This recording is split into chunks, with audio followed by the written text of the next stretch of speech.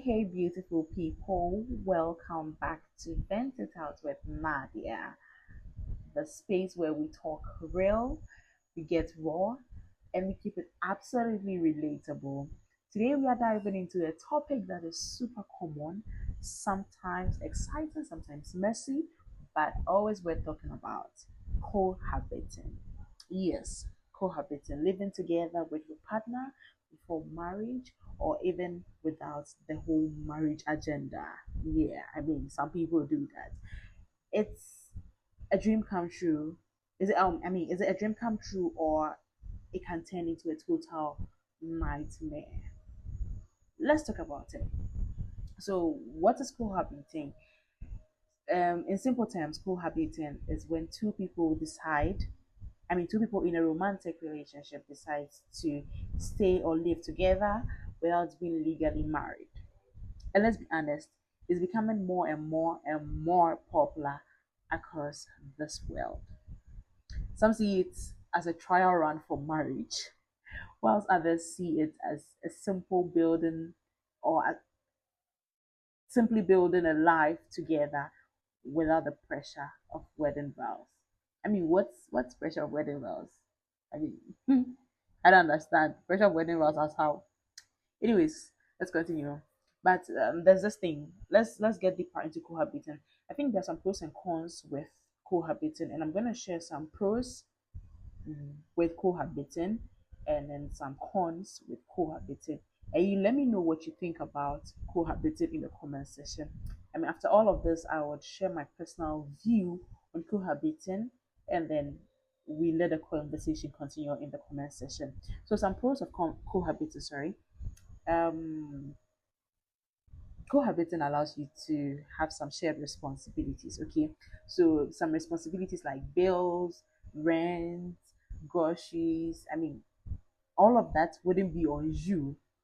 Now you'd have someone like a teammate to share it with, someone like a teammate in adulting you share the bills with. It wouldn't only be you working, you get your salary, and bills has to go here, rent has to go here, groceries, and you need to put this money aside for groceries. So now you have like a teammate where you share those bills, you share those rents, and I mean the other stuff. I mean, you know what I'm talking about. Also, emotional bonding.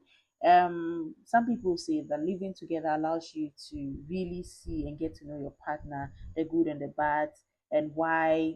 I mean, they do certain stuff.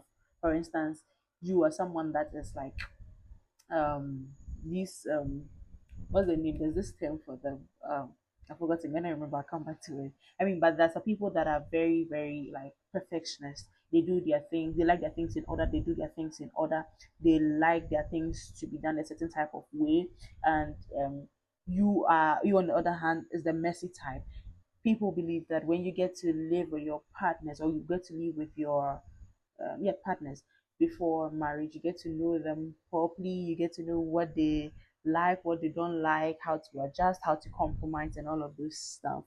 Yeah, like someone that likes organizing themselves or themselves their stuff in a particular order. You come to their room and then you just take off your socks, throw it somewhere. I mean, they'll definitely get pissed. So living with them, you get to do some things they like, some things they don't like. Yeah, then you adjust or compromise going forward, and also the compa- compatibility check. Yeah, compatibility check.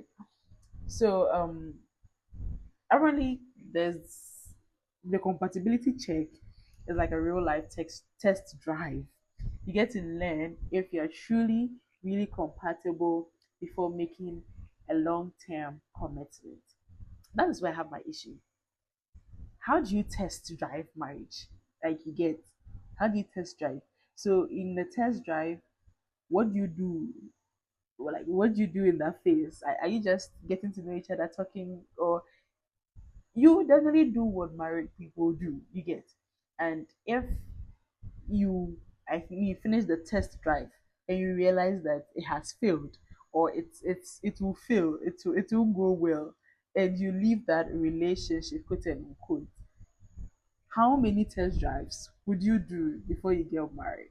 I mean, we'll get to the cons later, but then yeah, apparently there's a compatibility check that people do as a pro or as some of the benefits to cohabiting. As some test drive before marriage, you get to know or learn if you're truly compatible before making a long-term commitment. Sorry, and also the convenience.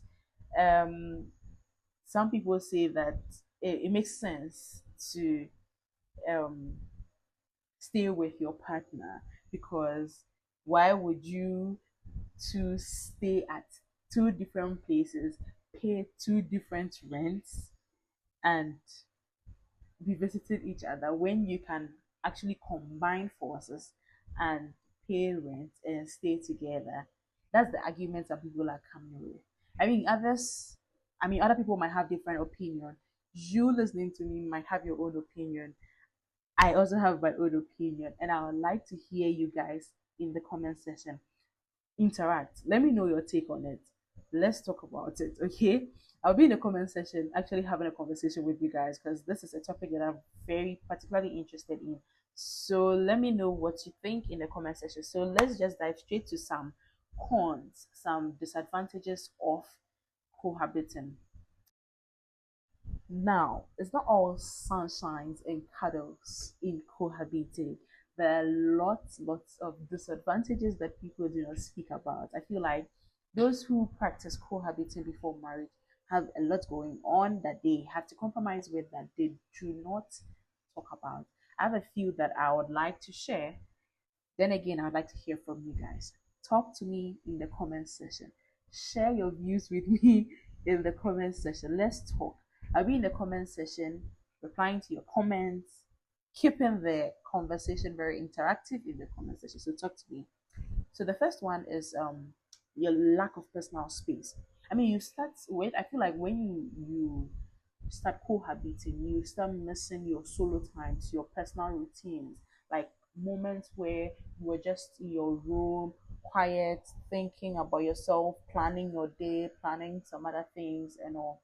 I mean, don't get me wrong, you can have that personal space even when you're cohabiting, but it wouldn't be like when you are actually alone in your room, enjoying your peace, enjoying the solitude, enjoying the solo time. I mean, you get me. I mean, those who get me. If you know, you know.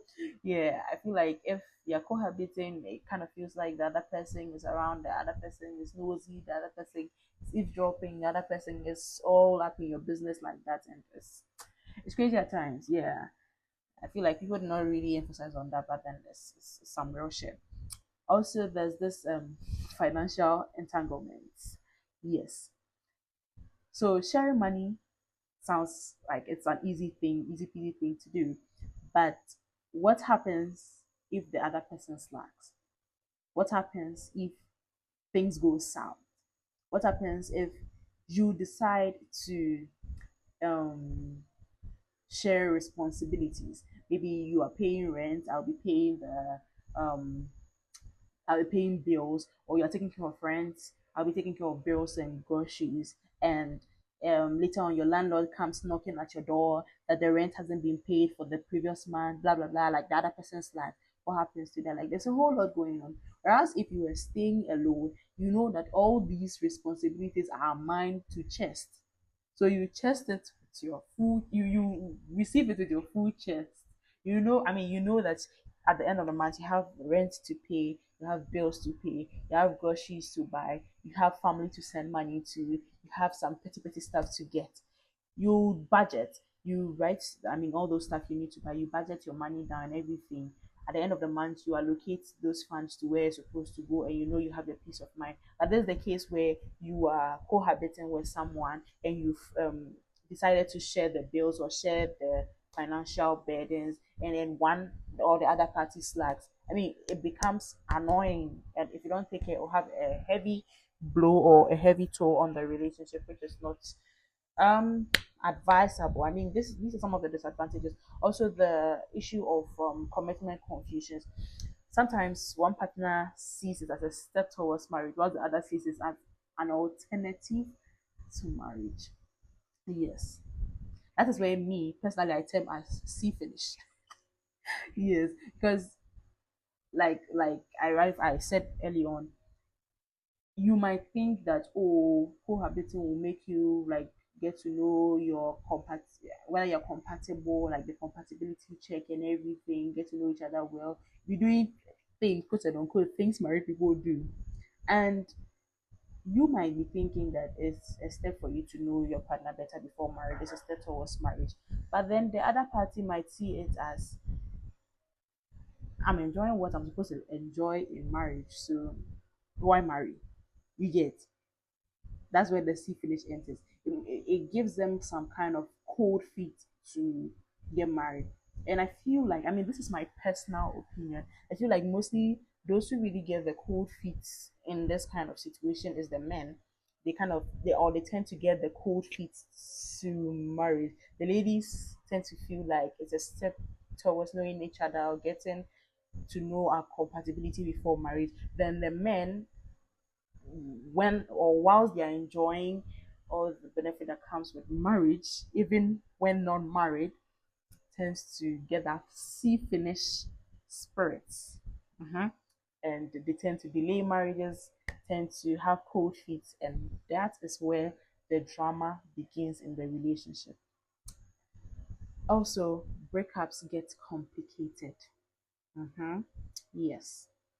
So unlike dating separately, yeah, cohabiting means splitting your furniture, splitting your rent, splitting bills, splitting. I mean, you literally acquire a lot of things together because you guys are staying together.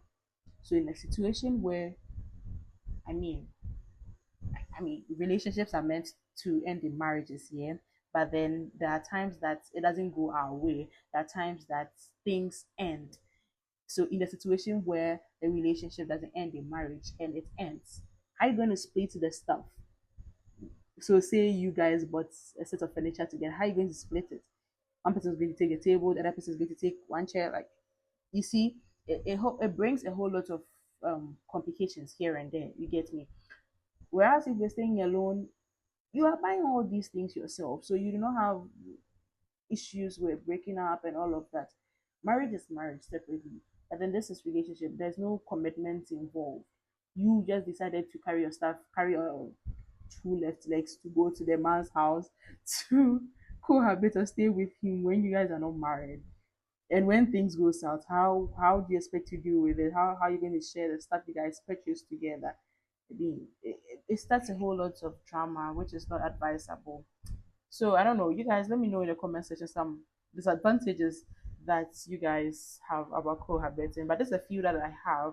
Also, cultural and social views on cohabiting. Yeah, this is where it gets interesting. In some cultures, cohabiting is normalized.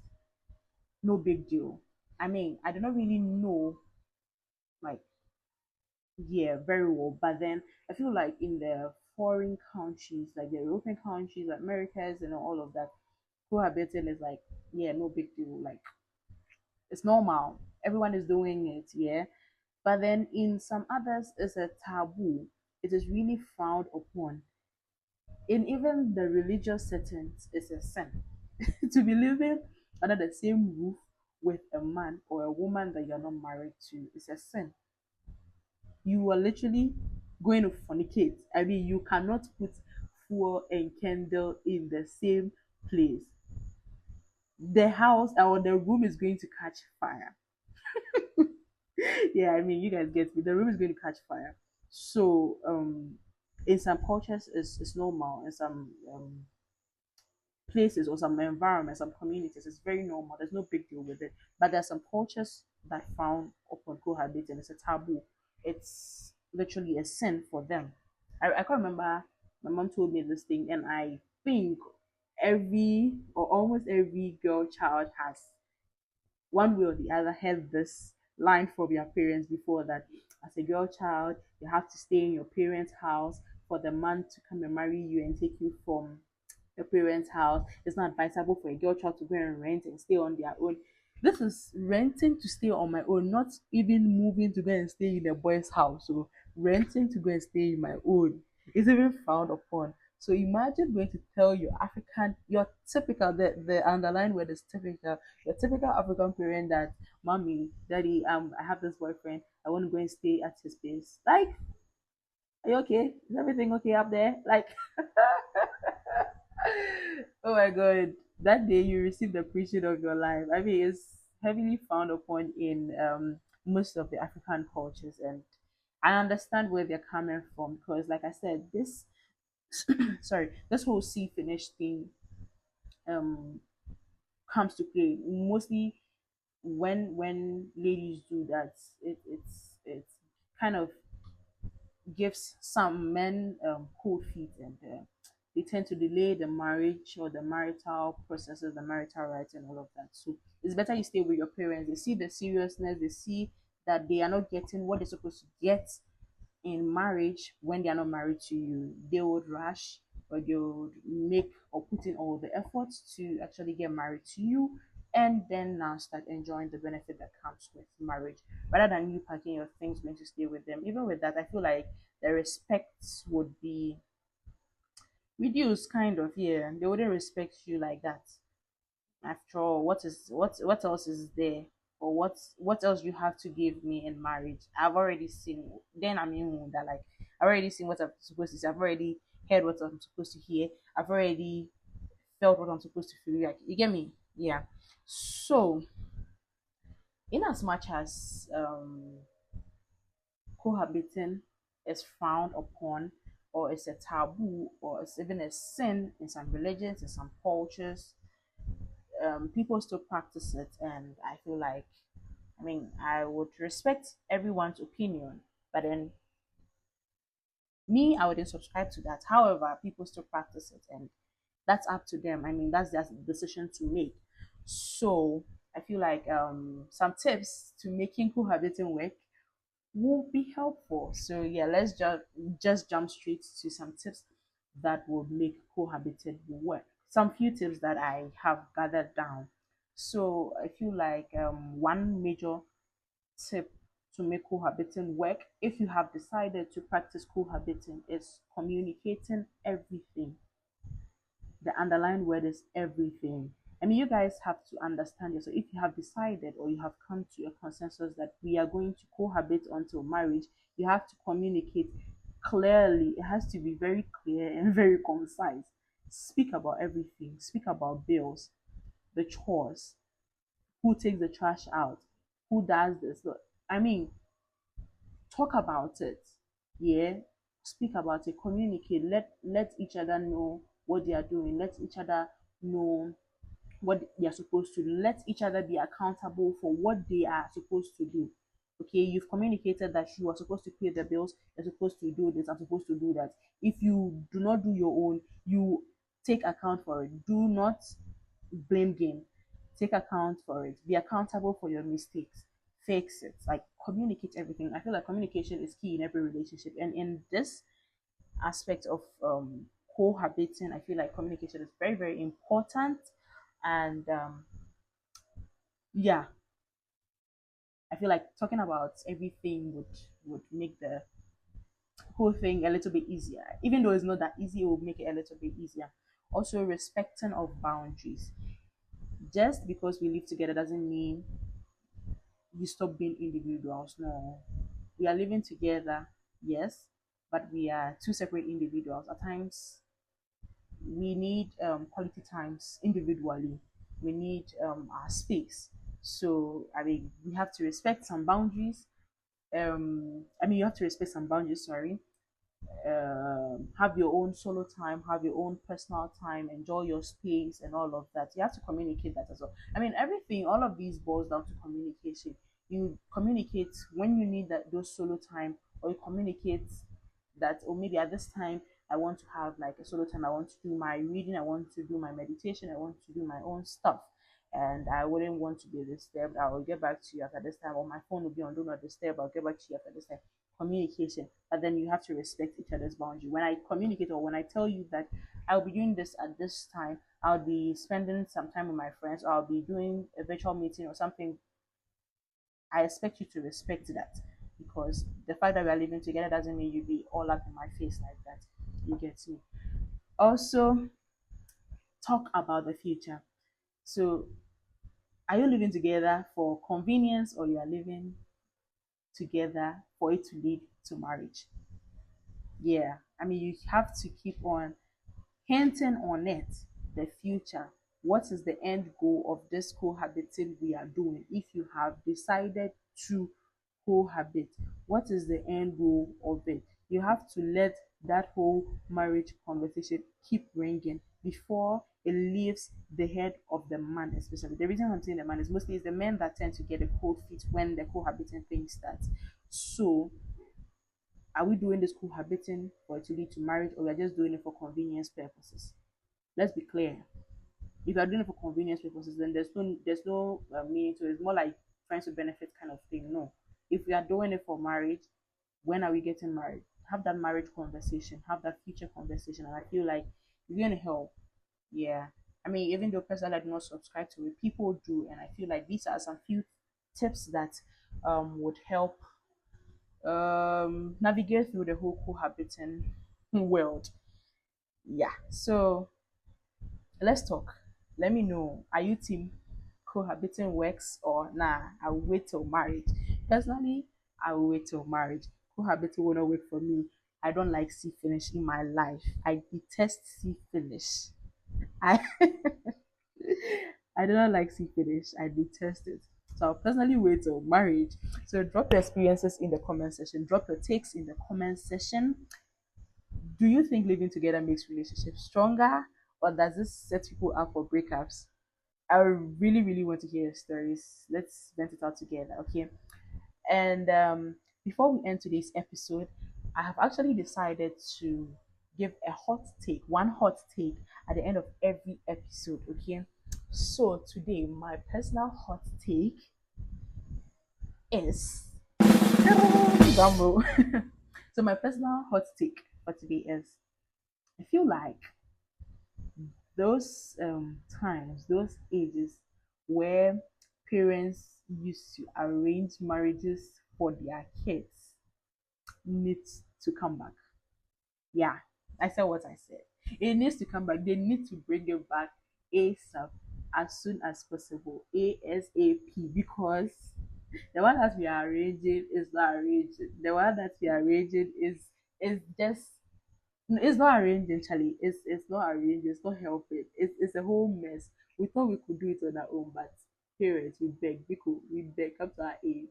Bring back those times where you arrange marriage. You see your friend's rich son that has good character, that is husband material.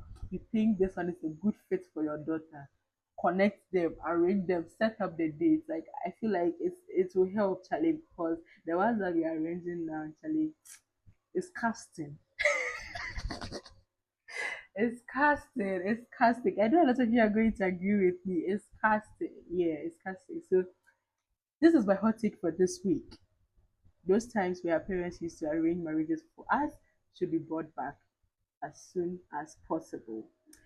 So yes, that is it for today's episode of Vent It Out with Nadia. Whether you are for or against cohabiting, yeah, remember relationships are not one size fits all. The most important thing is communication, respect, making choices that work for you and your partner, yeah, understanding each other, compromising and all. And I feel like you have to figure your way around it. If you believe in cohabiting, I feel like you guys will find your way around it. If you do not believe in cohabiting, just like I do not believe in cohabiting, I believe that, I mean, heaven is a go for us. Yeah, yeah. So that's the end of today's video. If this is your first time chancing on my channel, I am Nadia JC, and this is Vent It Out with Nadia. Kindly like this video, share this video to your friends and to your family. Comment on this video. Let me know your take. I will be in the comment section interacting with you guys. I want this to be very interactive as possible. Let me know your take on this and let's talk, let's vibe. Also, kindly subscribe to this channel. Subscribe. We are almost at 100 subscribers. We are just a month old and we are almost at 100 subscribers. Kindly subscribe, share this channel far and wide. Let your girl get lots of subscribers, lots of reach.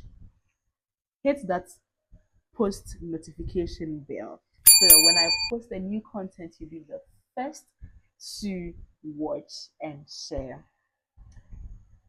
Until next time, keep loving, keep living your life, keep venting it out with me. Bye.